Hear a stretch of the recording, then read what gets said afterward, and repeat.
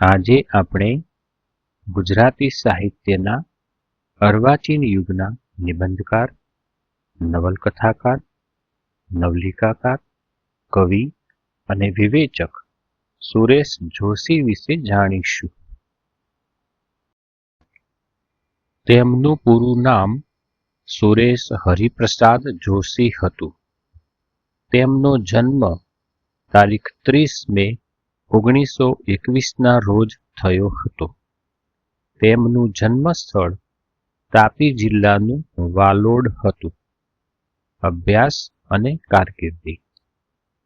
તેમણે પ્રાથમિક અને માધ્યમિક શિક્ષણ સોનગઢ અને ગંગાધારાથી પૂર્ણ કર્યું.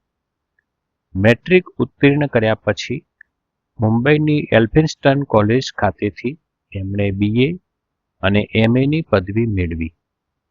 તેઓ કરાંચીની DJ સિંઘ કોલેજમાં અધ્યાપક તરીકે જોડાયા. પછી વલ્લભ વિદ્યાનગરની સરદાર પટેલ યુનિવર્સિટીમાં જોડાયા.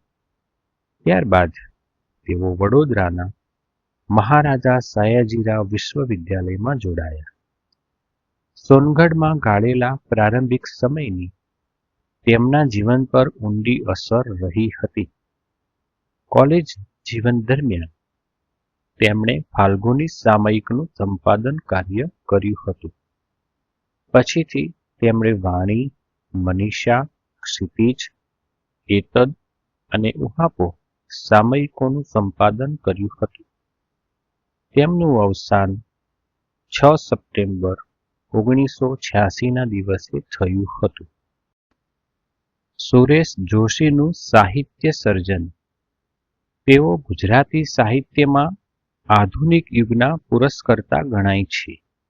તેમણે કવિતા, નવલકથા, નવલિકા, લલિત નિબંધ, વિવેચન જેવા સાહિત્યના વિવિધ પ્રકારોમાં નવપ્રસ્થાનનો પ્રારંભ કર્યો હતો.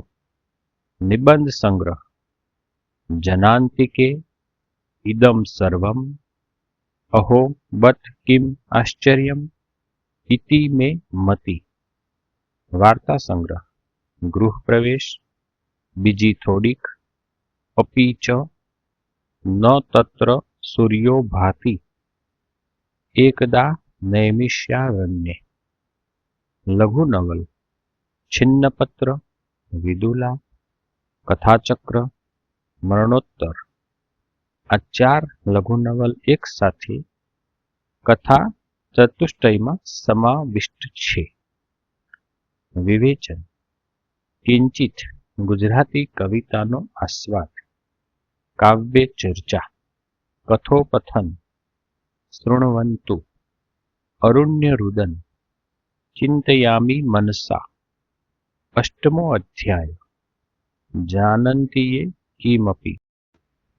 સુરેશ જોશીનું સાહિત્ય સર્જન, સંશોધન, મધ્યકાલીન જ્ઞાનમાર્ગી કાવ્યધારાની ભૂમિકા, સંપાદન, નવોન્મેષ નરસિંહની જ્ઞાનગીતા, ગુજરાતી સર્જનાત્મક ગદ્ય એક સંકલન, વસ્તાના પદો. અનુવાદ વિશ્વના જાણીતા કવિઓના સાહિત્યનો અનુવાદ. પરકિયા દોસ્તોવસ્કીની કૃતિ ભોંયતળિયાનો આદમી, શિકારી બંદૂક અને 1000 સારસો, જાપાની કથાઓનો અનુવાદ. નવી શૈલીની નવલિકા, અમેરિકી ટૂંકી વાર્તા, અમેરિકાના સાહિત્યનો ઇતિહાસ, રવિન્દ્રનાથ ટાગોરના નિબંધોના અનુવાદ, પંચામૃત સંચય. રશિયાના પ્રસિદ્ધ નવલકથાકાર મિખાઇલ શોલોખોવની ક્વાયેટ ફ્લોઝ ધ ડોન નો અનુવાદ. પુરસ્કાર નર્મદ સુવર્ણચંદ્રક, રણજીતરામ સુવર્ણચંદ્રક, સાહિત્ય અકાદમી પુરસ્કાર જેનો તેમણે અસ્વીકાર કર્યો હતો.